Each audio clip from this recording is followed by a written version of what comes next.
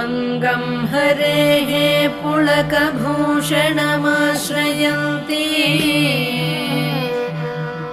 भृङ्गाङ्गनेव मुकुलाभरणं तमालम्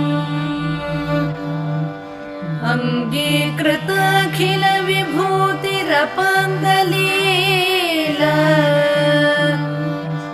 माङ्गल्यदास्तु मम मङ्गलदेवतायाः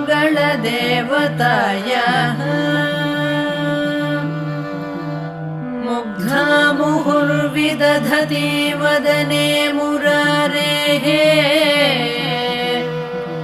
प्रेमत्रपा प्रणिहितानि गतागतानि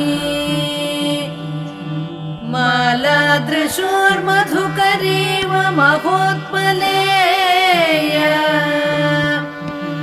सा मे श्रियं दिशतु।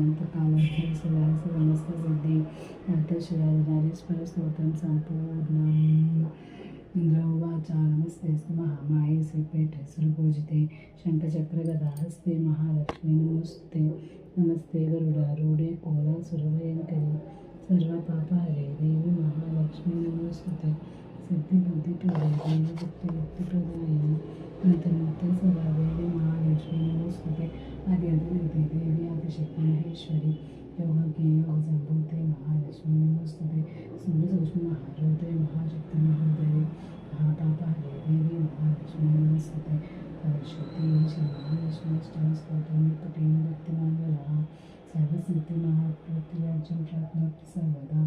एककाले पठे नित्यं महापापविनाशनं त्रिकालं पठे नित्यं धनधान्यसमन्वितं त्रिकालं पठे नित्यं महासत्यविनाशनं श्री महालक्ष्मी